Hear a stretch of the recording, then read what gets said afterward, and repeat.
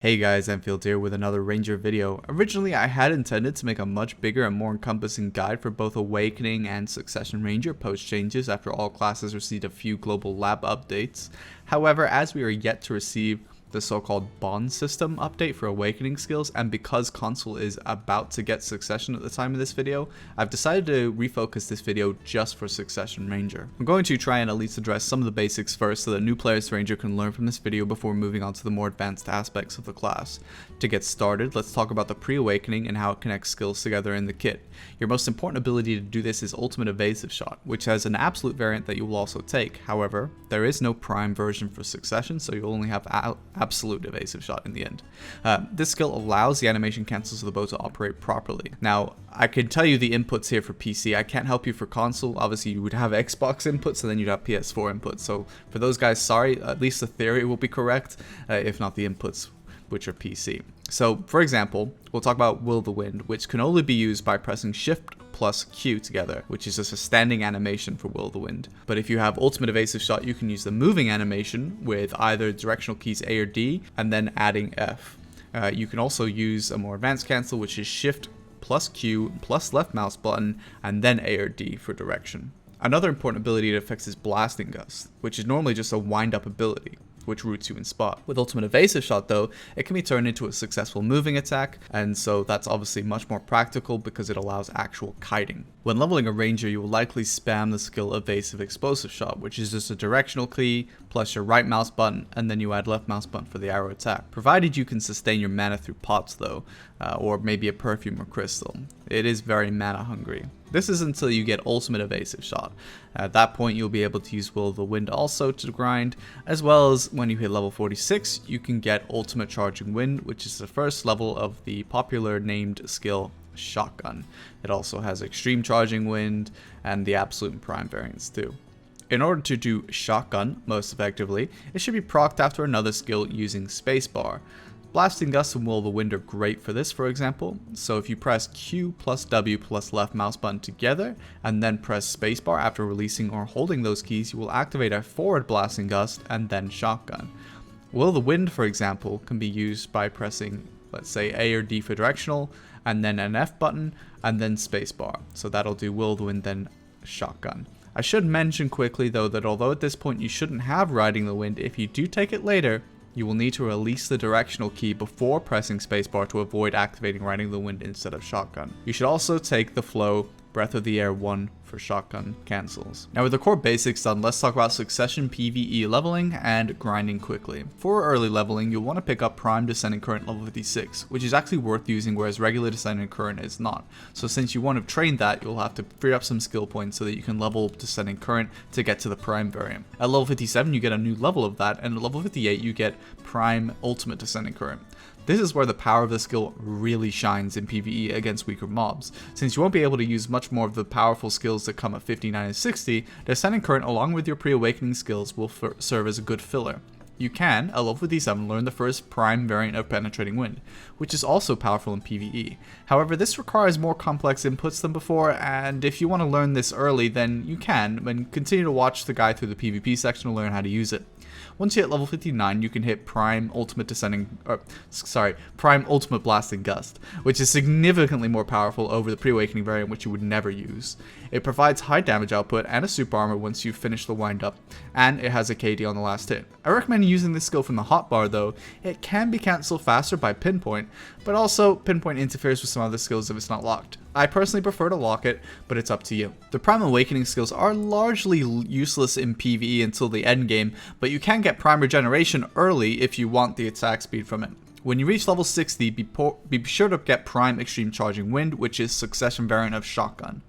Once you make the step up to an endgame grinding, you will want to have Prime Razor Wind, Penetrating Wind, Blasting Gust, Evasive Explosive Shot, although not in PvP, also all maxed, as well as the Kiss of the Wind flow from the pre-awakening, and Sharp Feather will help you too. Kiss of the Wind is a flow that allows you to use Penetrating Wind out of Razor Wind, and Sharp Feather allows you to do it from a kick cancel. You will also need Nature's Tremble Prime for the DP debuff as well as Monster Damage add-on. And while we're on the subject, I would put Monster Damage add-on probably to Regeneration and also onto probably EES, but you can do Razor Wind also at endgame. If you want to see Succession PvE in more detail though at endgame, you can check out my newer History Grind video, which does actually feature grinding in Succession there. If you want to watch my stream as well, I grind in both specs and you can ask any question you like.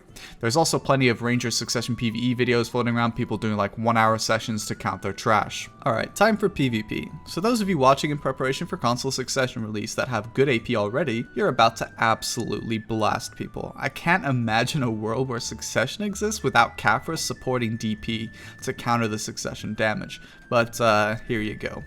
Even on PC, with pen armored players and Caphras DP, Succession damage can be outrageous. In the following segment, I'll help you understand Ranger Succession and what it changes over the pre-awakening, its strengths and weaknesses, where the damage comes from, and hopefully how to keep yourself as best protected as possible. Okay, so Succession mostly just adds pure damage on top of the bow skills with the occasional protection or CC change. There is a little bit of mechanical change also though. Firstly, Call from Sky is altered to be smoother. On PC, this means pressing just W and right mouse button, whereas before you need to be able to slide shot with a light tap of the left mouse button and then spacebar. This change smooths the process of using the ability as super armor, however you need to be careful not to trigger evasive explosive shot by holding down right mouse button. It should also still mostly be used in emergency those, because as you will take full damage and you can't really attack from it in the air and you make yourself an easy grab target. Not to mention, super armors means you could be slowed, so. It does lead me to the next mechanical change though, which is shotgun from almost everything, so that includes Call from Sky. Succession increases the skills you can press spacebar after and releases shotgun from pre-awakening. The pre-awakening had far fewer things you could shotgun from basically. Call from Sky is one of those new skills, but also evasive explosive shot, Prime, Nature's Tremble, and Regeneration are also other examples. This allows you to have a slight movement attack ability out of other abilities, which is nice. Obviously it's not protected, so be careful. As already mentioned, Prime Ultimate Blasting Gust gains a super armor on attack and knockdown on the last hit. Other than that though, Prime Razor Wind gains forward guard while attacking, Prime Tearing Arrow gains a knockback on its last hit, Prime Charging Wind gains a super armor while you're in charging state. Also, Blasting Gust is much faster going backwards than the absolute variant and costs less stamina. However, it is clunkier going forwards. So what is Succession Ranger good at? Well, in PvE early game, it's an efficient large AoE killer thanks to the power and scale of Prime Descending Current, and Prime Ultimate Blasting Gust is also a nice ability for this. Late game PvE, it's effective enough class, with the ease of use being the key importance here over the strain of trying the Awakening grind. In PvP, Succession Ranger with the right AP in group PvP is a monster, provided you have the positioning right and your allies are providing you with space. A high ground position ranger can output high amounts of damage, which Awakening Ranger cannot, and this becomes kind of a more potent output if you are able to do it for free by sitting on the second wall segment on siege walls. But you can also pick off wizards and witches trying to free cast on top of their own walls and other positions, and also provided you have a lot of space to do so, the backwards kiting of Succession Ranger is much improved over her Awakening counterpart due to higher speeds and damage of Prime Blasting Gust as well as stamina cost. But what is Succession Ranger bad at? Endgame PvE is very average. Other Succession classes will receive far larger grinding upgrades, at least at the time of this video. Another issue is the generally poor 1v1 capability against many classes, which can also affect your ability to hold a grind spot. This is owing to the overall very poor protection without the Awakening kit being present. The speed of other classes can move in protection at this point in the game is a little bit concerning for Succession Ranger, as well as them having their own range CCs. Obviously, not everywhere you fight is going to also provide you with plenty of room to kite. Although large power scale is good, large scale power is good, you're still an easy target for assassins and skirmishers. So where is the big damage in Succession? Well, contrary to what most inexperienced players think, Shotgun or Prime Extreme Charging Wind is not your primary damage. It is a nice filler, but not near the hardest hitting thing. Your hardest hitting ability is actually Tearing Arrow, followed by Prime Penetrating Wind. Prime Charging Wind used to be very strong, but has since been nerfed and you don't use it as frequently as before. Prime Ultimate Blasting Gust does do okay damage, but realistically you want to avoid using it too much as you don't want to be so close to other players, and it is far better to be damaging from longer ranges. So if you want to hit players for high damage, you usually want to try one of two things. The first thing is to EES into S plus E. So ES is Evasive Explosive Shot. S plus E will activate Tearing Arrow without having the charge requirement, so it's like an instant charge. And then you can shoot your opponent, and then tack on the end a shift LMB or add RMB also to add charging wind, and that'll release penetrating wind. If you add the RMB, that's charging wind. And likely you can add spacebar, and then because you've hit charging wind, you can then use shotgun. So your second is to attempt to land a knockdown on the player with Blast and Gust, and then use the Sharp Feather Float to kick with F and press Shift LMB RMB again. This will activate Penetrating Wind as with before, landing an Air Attack modifier. So you're not only hitting them with the damage from Penetrating Wind, but also the Air Attack modifier, which is the highest. And then follow it with Spacebar for Shotgun. Unless you want to go for Down Smash, you can then chain Sharp Feather if you want to. So let's talk protection. This is where Succession Ranger struggles the most. They're extremely limited here. You have no so-called S block to activate a forward guard while walking backwards to work with. You can, of course, use Call from Sky for spammable super armor, but as I alluded to earlier, it's still impractical in a real fight and you need to use it a little bit more sparingly. Most rangers I know opt to not use Prime Evasive Explosive Shot in PvP, instead keeping the Absolute variant. This is because it's faster, lower cooldown now, and maintains the second iframe hop, which is lost with the Prime variant. The Prime, however, does allow better backwards kiting against some classes, but overall it loses a little bit too much over the Absolute for my taste, and its damage is irrelevant in a fight, although good in PvE. Evasive Explosive is actually the only iframe for Succession Ranger, as you will lose Wind Step. Aside from that, you need to use Razor Wind for its forward guard sometimes. This is kind of nice because you can shoot a blocking opponent or a caster from a distance to maintain your protection while doing damage. However, Inner Pursuit doesn't end up being too practical since it roots you. Charging Wind allows you to avoid CC while being in a super armor during the charging phase, but like Razor Wind, roots you in spot, and since it's super armor you can be slowed and you will take full damage. Nature's Tremble has a forward guard, just like its Awakening variant, and could be used sporadically in this way if you need it, as since aside from Razor Wind, it's the only forward guard we have. But using it really close to an opponent is already a bad situation if you can't EES away. Prime Ultimate Blast and Gust is another risky protection to use. It is super armor, but only when you're attacking and not during the windup. It's again going to root you in spot. It could be used maybe to kill a non-grab class, which is close the distance but is low on HP maybe. Otherwise, it's not practical. So that effectively leaves Riding the Wind, which is a skill that recently got super armor.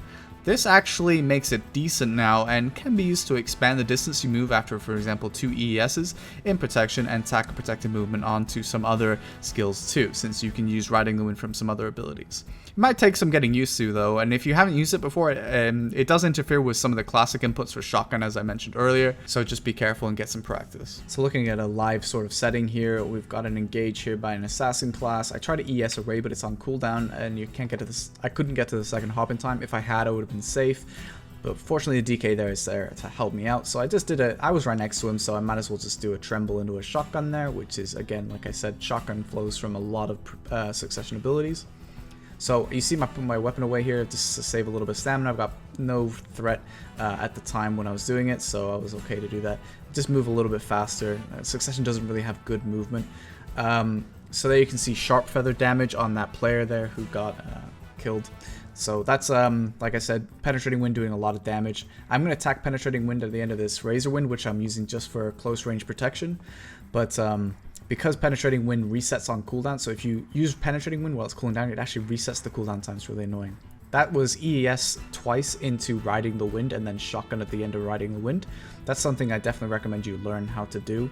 Again, it's going to take some practice. It's just basically using spacebar after certain abilities with a directional key, which would normally trigger Shotgun in some cases, but in this case I have Riding Wind skill. So that was a quick self buff with regeneration for the attack speed as well as the Call of the Earth for the accuracy, and then I can move up, hit that guy with another Sharp Feather. I actually think he thought he died, but because again the RBF change, which makes people randomly, well not randomly, but it makes them way tankier. The decision to add that to the game is random, but it makes people really tanky, so RBF is a little bit different. In a normal real world situation he would have been killed there. So just using a little bit of Razor Wind just to protect myself here in case there's anyone close. But yeah, if we move on here, this enemy team here is kind of being pummeled a little bit, so yeah, the best thing I can show you here is using Descending Current from high ground positions. Now if you're in Siege, you can use the second layer of wall, which is actually not exposed to the outside, and still hit people over the wall because Descending Current shoots up and then down. It is finicky in terms of like Descending Current sometimes decides not to hit anybody, and yeah, it seems a little random, but there you go, that's something you can do. But this is a lot of pressure, and even while it's cooling down, Descending Current is still pretty good. Tacked with other rangers, it's absolutely lethal, so it's very, very powerful. Of course, you are completely unprotected, and there's no CC or slow on it, so it's all about the damage, and because you are vulnerable, you need to be very careful. But in the right situation, you can really pump out a lot of damage with Descending Current on enemy players and really punish them. So I recommend that if you are trying to PvP with Succession Ranger, that you sometimes do look for these kind of situations. You can see I'm self-buffing again, regeneration for attack speed, Call of the Air for the accuracy. So that's your basic self-buff. You don't have Fine Knot anymore to buff yourself with accuracy, so it's all coming from regeneration. And don't worry about burning the regeneration cooldown, because realistically you're not going to use regeneration offensively, so I use it for the self-buff most of the time.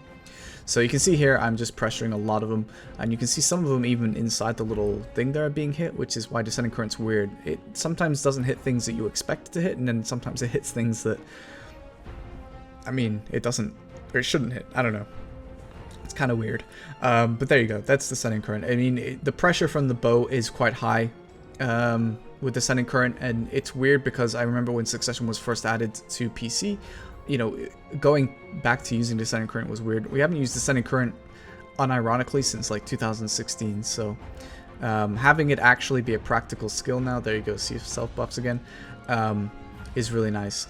Paired with also your Succession buff or Rage Absorb, it does a ton of damage, and against players that are going to be, you know, 10 armor, or even if they're pen armor, no Caphras, it's going to annihilate your enemies on high AP.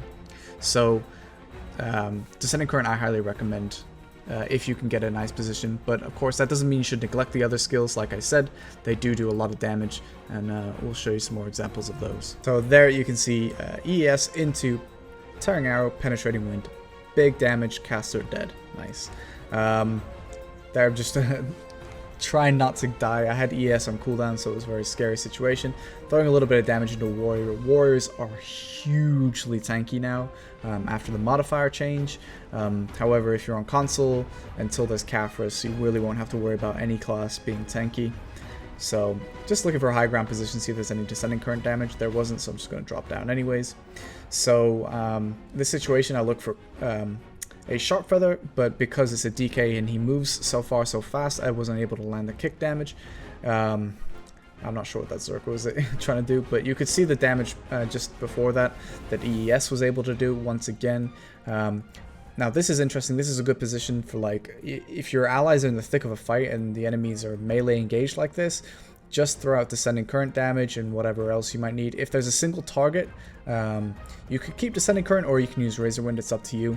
Both skills will do their job. Razor Wind will secure the fact that you won't be CC'd, but it's up to you. So yeah, I hope you guys enjoyed the video, and I hope that if you do have any questions, you'll come by and ask. Don't sit on them. If you have any questions, just please ask, because I like answering questions. So you can leave them in the comments, but it's better to get a live response, I feel, so you can always come by the stream and ask. If you're watching this video in present tense, on Wednesday to Thursday, I'm going to be doing a 24-hour stream for the launch of Odalita. If you're obviously watching in present tense and you're a console player, so that's a good time for you to ask about Succession, as it's being released for you guys at the same time we get Odalita. So I hope you guys enjoyed the video. Succession Ranger is an awesome tool in the right situation, but it does have its flaws. But in large-scale PvP, it's an absolute monster if it's positioned correctly. So, hope you guys enjoyed the video, and I hope it helped. And I'll see you guys on the next video.